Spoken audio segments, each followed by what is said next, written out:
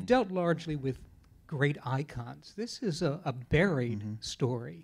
How did you come to unbury it? Well, yeah, and I've always loved stories about producers and songwriters, but this is buried a layer or two even deeper. And there was no map for this film at all. There was no brief. It was, what could this film be?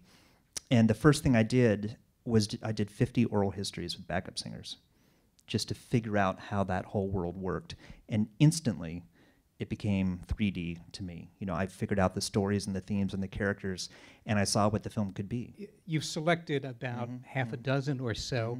How did you come to terms and create this? Yeah, I mean, it was difficult. I mean, this was an incredibly difficult film to edit.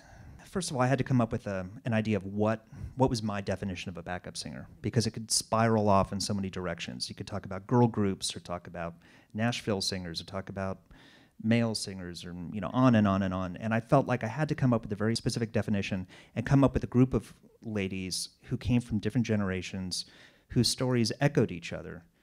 So they all kind of create a broader meta arc of the backup singer. But at the same time, they all made different decisions and had different twists and turns. So, some of whom are a little tortured by the backup world, and others for whom, it's a state of grace. It was really about establishing a tone with this film and just riding that tone.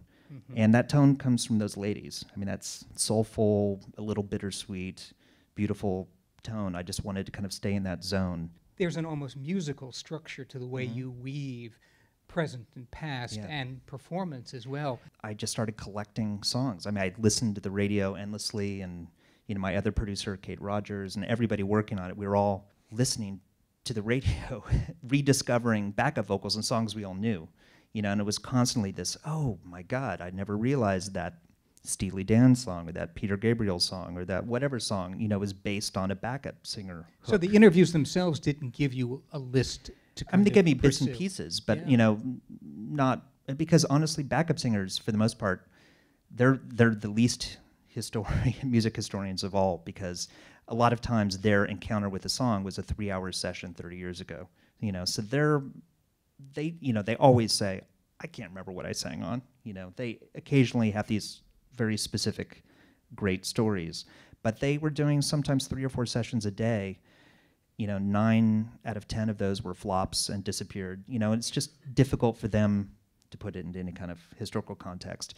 So when I came up with this list of songs, and I started to come together with characters, and I wanted characters that connected with big songs at times too, I put together a mix CD, of like an ideal soundtrack. This is before we started editing, and tried to tell the story through music.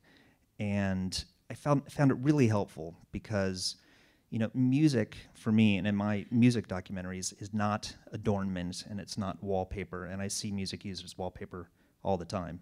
That the music is the story, and that every song in this film is a story beat or a character beat. And that was really important to me. So it doesn't feel just plopped in by an editor or something. It actually helps tell the story. I think one of the things that haunts viewers after they've seen this, I've seen this a number of times, is trying to figure out why these women didn't have solo careers. And I'm wondering, now that you've heard the stories and worked with them, any thoughts of your own about what happened? Well, the difference between a lead singer and a backup singer is a hit. I mean, that's a little glib, but I mean, there's something to that. I feel like in certain cases, with somebody like Mary Clayton, if she had had a hit on one of those Lou Adler albums, I mean, he produced Tapestry. His next album was Mary Clayton's album. And if she'd had a hit on that, she'd be Chaka Khan or Patti LaBelle or somebody like that, because she has the talent of those singers.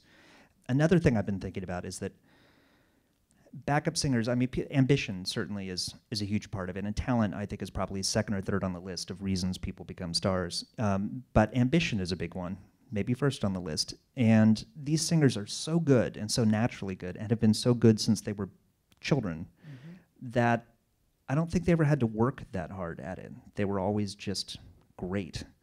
And when it came that time for them to flex their ambition and really, do all the kind of dirty work you have to do to become a star, I don't think a lot of them had the stomach for it.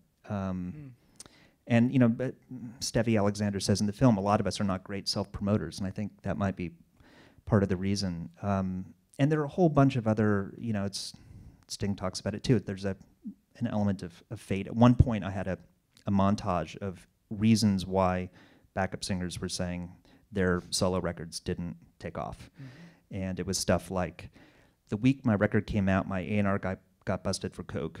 The week my record came out, the record pressing plant burnt down. The month my record came out, the record got banned in England because there was a word that was accidentally profane in England. You know, just crazy, ridiculous reasons. And, you know, for these people, that was often the hurdle that kind of stopped their careers in their tracks. You know, maybe if they were fiercely ambitious, they could have overcome those and kept going.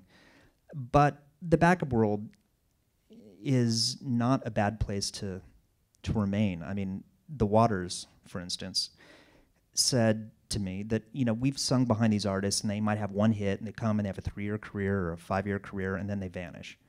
And we have nice houses, we have families, we have children that we've put in through good schools. We get paid to do what we love, and we've been doing it for 50 years. You know, and there's something that's A-okay with that. You know, there's something that's great about just that sense of this is an admirable job.